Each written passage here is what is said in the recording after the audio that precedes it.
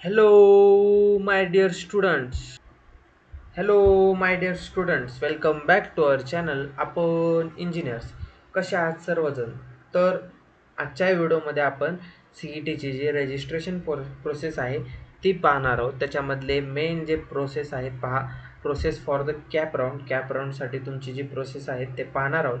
पण त्यापूर्वी तुम्ही जर टॉप 10 कॉलेज जर पाहिले नसतील, आपल्या चॅनलवरती आपण अपलोड केला आहे. त्याच्यामध्ये ब्रांच वाईज कट ऑफ दिलेला आहे, कॉलेजची फीज दिलेला आहे आणि त्याचं ॲव्हरेज पॅकेज किती गेलेलं आहे मित्रांनो ते पण आपण अपलोड केलेलं आहे. ते जर तुम्ही पाहिला नसाल तर तुम्ही जाऊन डिस्क्रिप्शन बॉक्समध्ये किंवा वरती आय बटनवरती क्लिक करून अगोदर तो व्हिडिओ पहा, मग या व्हिडिओवरती या आणि हा व्हिडिओ पहा. तर चला मग चालू करूयात आजच्या या व्हिडिओसाठी.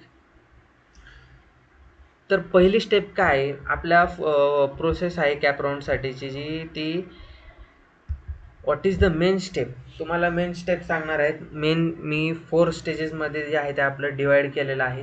त्याच्यानंतर काय आहेत रिक्वायरमेंट्स फॉर रजिस्ट्रेशन. तुमचा रिझल्ट लागलेला आहे P C B P C एमचा. त्याच्यावर रिक्वायरमेंट्स आता पुढची प्रोसेससाठी रिक्वायरमेंट काय असणार आहेत. त्याच्यानंतर स्क्रुनिटी प्रोसेस काय असते, स्क्रुटिनी प्रोसेस काय असते, मेरिट अँड ऑप्शन काय असतं, त्याच्यानंतर अलॉटमेंट कसं वर्क होतं, तुम्हाला बेटरमेंट फ्रीज ॲटो फ्रीज काय आहे हे पण मी आजच्या व्हिडिओमध्ये समजून सांगणार आहे. त्याच्यानंतर तुमची फायनल रिपोर्टिंग काय असते आणि तुम्ही कोणतं कॉलेज केव्हा सिलेक्ट केलं पाहिजे आणि सगळ्यात महत्त्वाचं म्हणजे गोल्डन रूल फॉर सेफ्टी तुम्हाला मी या व्हिडिओमध्ये सांगणार आहे. तर गोल्डन रूल फॉर सेफ्टी हा खूप इम्पॉर्टंट टॉपिक होणार आहे आजचा. तर तुम्ही शेवटपर्यंत व्हिडिओ पहा. नवीन असाल तर चॅनलला सबस्क्राईब करा, लाईक करा, तुमच्या मित्रमैत्रिणींपर्यंत शेअर करा. आपल्या चॅनलवरती तुम्हाला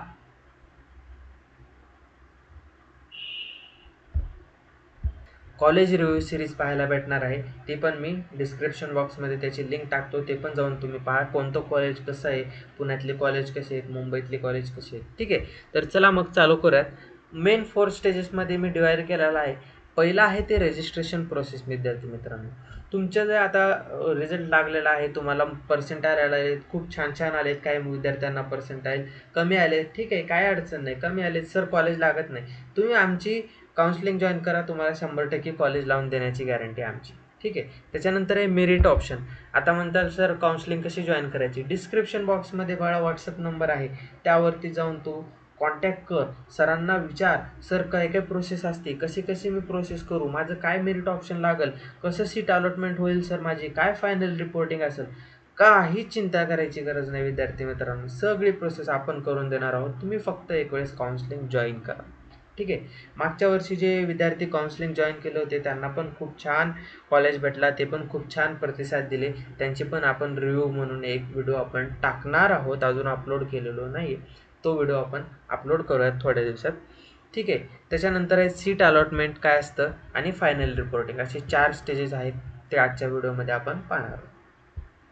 तर पहिल्या स्टेजमध्ये येतं विद्यार्थी मित्रांनो रजिस्ट्रेशन अँड व्हेरिफिकेशन. तर रजिस्ट्रेशनमध्ये काय होतं, ऑनलाईन रजिस्ट्रेशन असतं. कुठं सर, mahaCET.org हे जे पोर्टल आहे याच्यावरती रजिस्ट्रेशन चालू होतं.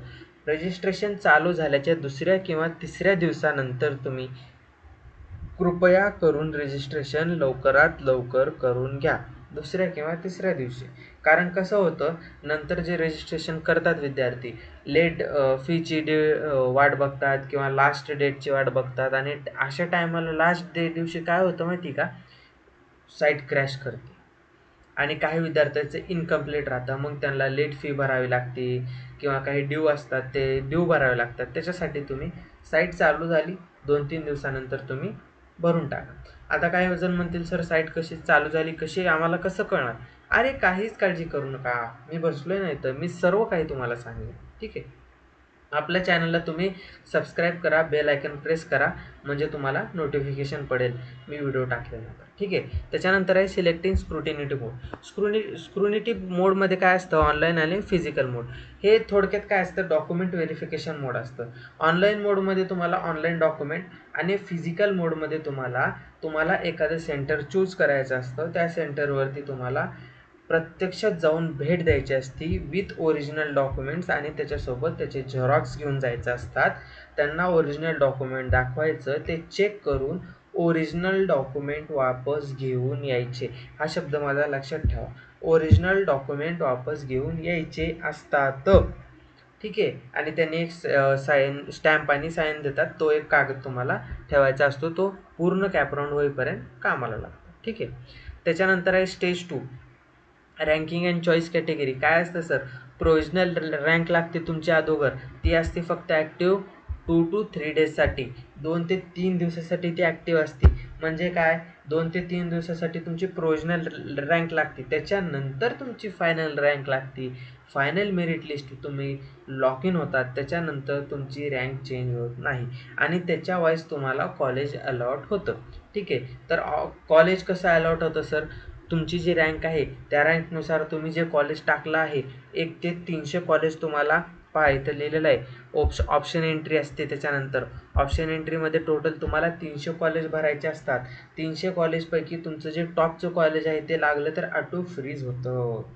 ऑटो फ्रीज काय सर? हे नेक्स्ट स्टेपमध्ये आपण समजून घेऊयात.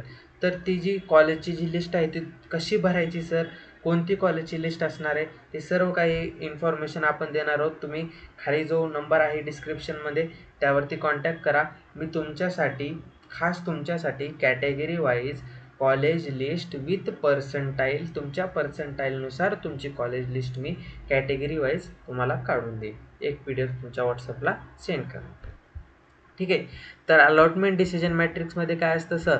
फर्स्ट कॉलेज जेव्हा तुम्ही टाकतात, कोणतंही कॉलेज तुम्ही जर फर्स्टला टाकलं आणि जर ते तुम्हाला अलॉट झालं तर ते ऑटो फ्रीज होतं. त्याच्यानंतरचे कॅपराऊंड तुम्हाला भरता येत नाहीत.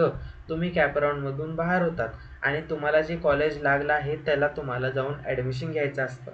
ठीक आहे. तर फ्रीज काय असतं सर? फ्रीज हे आपल्या मनावरती असतं. फ्रीज आणि बेटरमेंट आपल्या मनावरती असतं बघा. जर फ्रीज केलं तर तुम्ही नेक्स्ट कॅप राऊंडसाठी जाऊ शकत नाहीत आणि बेटरमेंट केलं तर तुम्हाला लागलेलं कॉलेज पण असतं प्लस तुम्हाला नेक्स्ट कॅप राऊंडसाठी जाता येतं.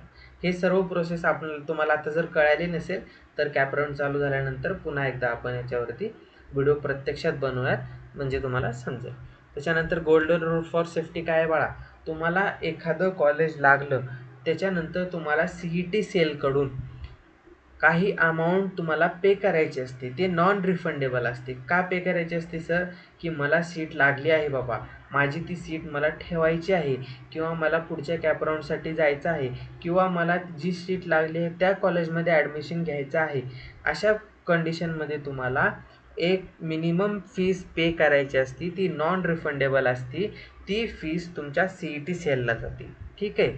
आणि तुम्ही जर इग्नोर केलात त्याला ती जर फीस तुम्ही भरलेल्या नाहीत तर तुम्हाला कॅप राऊंडमधून बाहेर काढण्यात येतं आणि तुम्हाला लागलेली सीट ती काढून घेण्यात येते. ठीक आहे. असं ही गोल्डन रूल आहे. आणि फायनल काय असतं? ॲडमिशनसाठी तुम्हाला रिपोर्टिंग करावं लागतं. तुमचं ड्रीम कॉलेज तुम्हाला भेटल्यानंतर तुम्हाला कॉलेजमध्ये जाऊन तुमचे जे ओरिजिनल डॉक्युमेंट आहेत जे तुम्ही व्हेरिफिकेशन केले होते ऑनलाईन किंवा फिजिकल मोडमध्ये ते सर्व तुम्हाला कॉलेजमध्ये जाऊन सबमिट करायचं आहे विद्यार्थी मित्रांनो.